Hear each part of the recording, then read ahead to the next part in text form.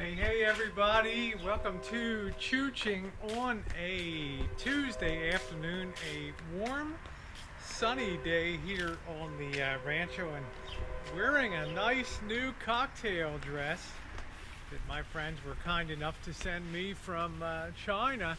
And isn't it nice to know that once in a while they'll send you a little more than a couple tiny triangles and a few strings too.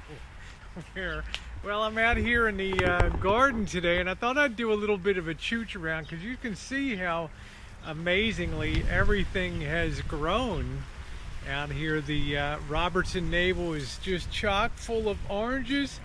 My big disappointment continues to be this Shamuto orange tree, and some people call it a Palestine orange, and it just has not produced any blossoms whatsoever. It's the only tree that really hasn't done anything, so I'm going to have to kind of shock it, I think, and have to give it a severe pruning to hope that wakes it up. So everything else is looking pretty good. You can see how much these have grown.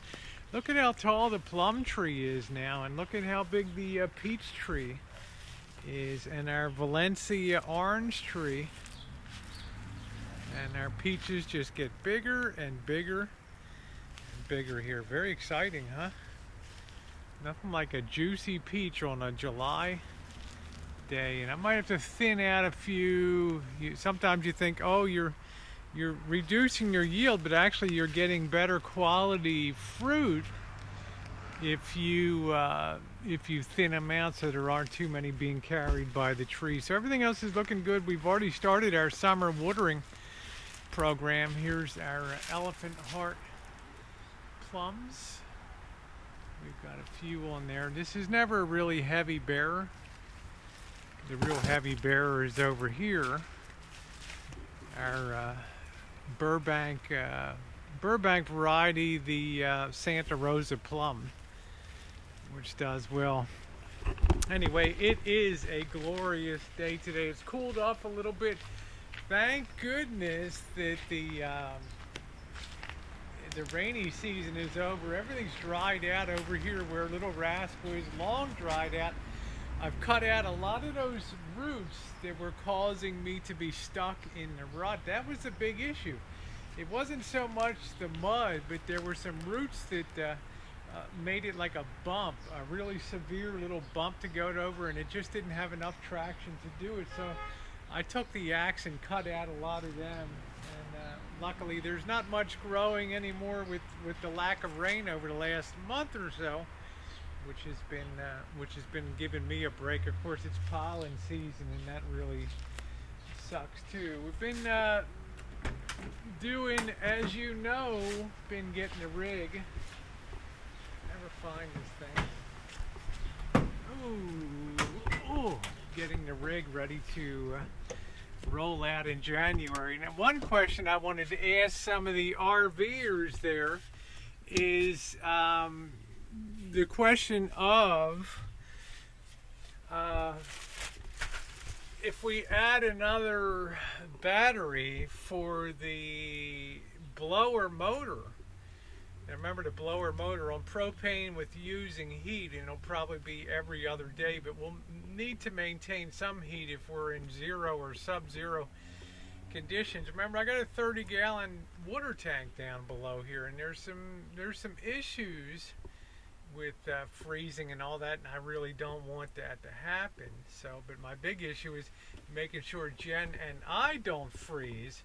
So I know I want to add an additional deep cycle battery to help the Windy Nation. I have a Windy Nation really nice deep cycle battery here, a really good quality one, and I'm just wondering if I add a second one and it's just dedicated to that, if I have that dedicated as backup just on that, will that be enough, or should I just have two dedicated to? Should I add in a couple additional ones to balance the weight off of the closet that we added over the weekend? So maybe some of you experienced RVers with running your propane and your blowers know how much and how fast your 12-volt system gets run down. Now, I know if you're in a really degrees, your heater's going to be running almost all the time. These things don't really have any insulation, although the space is small here. I get that.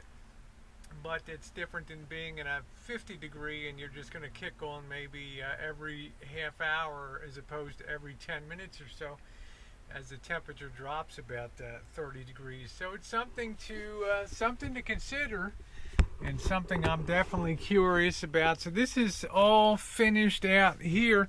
I did go ahead and add, on the advice of some YouTubers, I went ahead, don't trust the magnets, and I guess I really wouldn't anyway, although they are really on there. I went ahead and added a latch to it, so this will keep this nice and secure now going down the road when we hit a bump and everything. So all of the what you see outside of the rig on the ground here, ooh, I feel like my boobs are popping out of this thing. What you see over here is going to be able to go down below where the tub used to be, and that'll be a good thing. In the workshop, I'm moving some more things to be sold.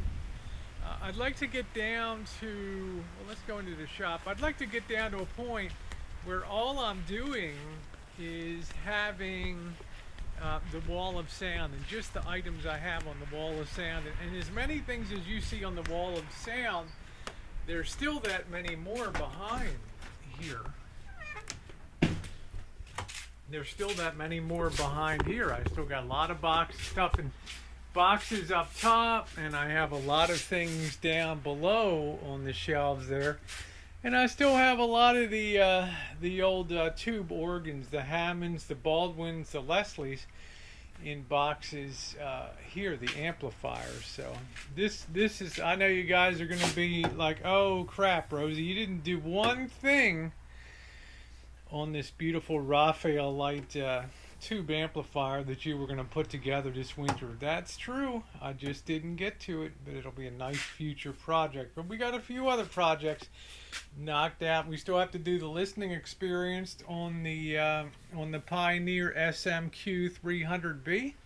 Still have to do that. That baby's really sounding good.